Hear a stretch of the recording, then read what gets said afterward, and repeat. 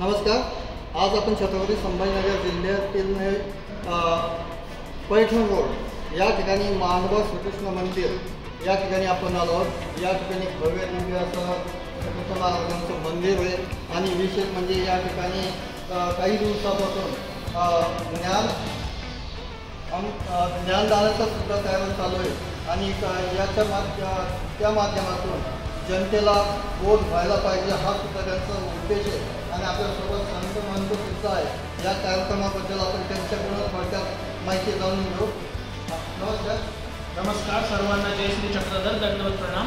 आता हे आपल्या इकडे कार्यक्रम चालू आहे त्याच्याबद्दल तुम्ही काय सांगू? कैवल्यवासी महंत आमचे गुरुवर्य कैवल्यवासी नागराज बाबाजी महाराष्ट्राधिकरण बाबाजींनी जो विश्वशांती ज्ञान यज्ञ सोहळा हे जे काही सुरू केलेलं होतं कार्य, ज्ञानदानाचं कार्य या माध्यमातून सुरू केलेलं होतं, या कार्याला पुन्हा एक बार आरंभ करण्याचा योग यावर्षीपासून सुरू करण्यात आला याच आश्रमाच्या वतीने.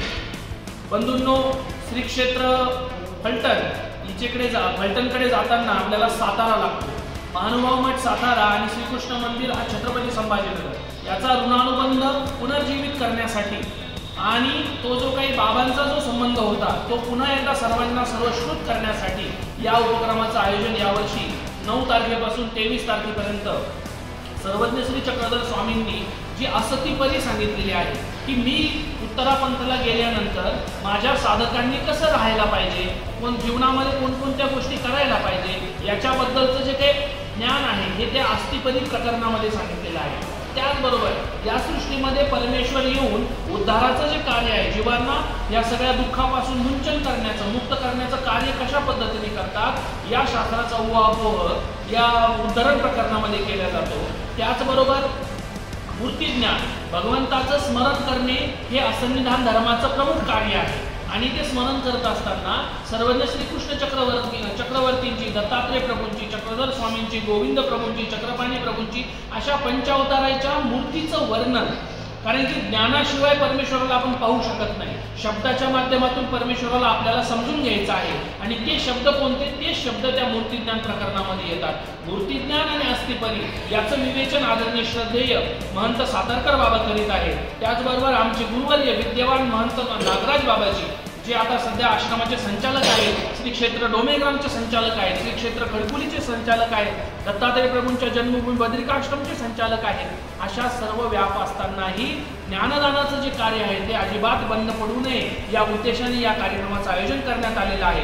हा जो कार्यक्रम आहे छत्रपती संभाजीनगर जिल्हा समिती, राहुल महिला मंडळ, त्याचबरोबर संभाजीनगर शहरातले जिल्ह्यातले जेवढेही काही मंडळ आहेत, पुजारी वर्ग आहेत, वासनिक, उपदेशी सगळ्या वर्गांच्या सहयोगाने हा कार्यक्रम संपन्न होत आहे.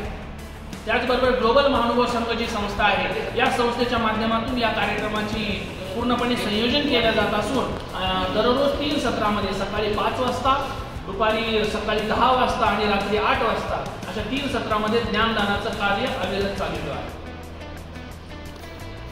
या ठिकाणी आपले महंत बाबाजी यांनी महानुभाव पंथाबद्दल आणि या 3 सत्रामध्ये सामान्यातल्या सामान्य जनतेला ज्ञान प्राप्त व्हावं त्या उद्देशानं म्हणजे पहिलं काय केलं पाहिजे नाही. हा जो विश्वशांती ज्ञानयज्ञ आहे, कैवल्यवासी बाबाजींनी असे जवळपास 40 ज्ञानयज्ञ केलेले होते. त्यानंतर मध्यंतरीच्या काळामध्ये सोमठाणा इथे विश्वशांती ज्ञानयज्ञ झाला आणि आता इथे जिल्ह्यापुरता मर्यादित म्हणून आपण हा यज्ञ केलेला आहे.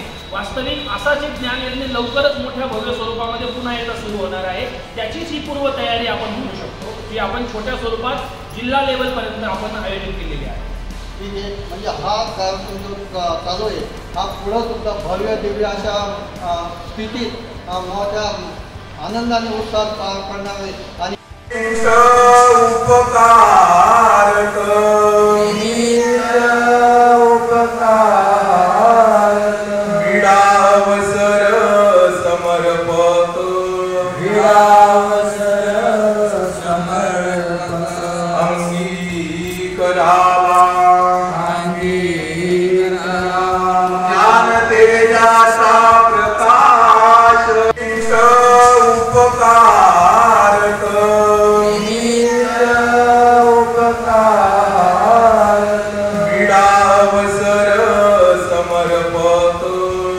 शिवाय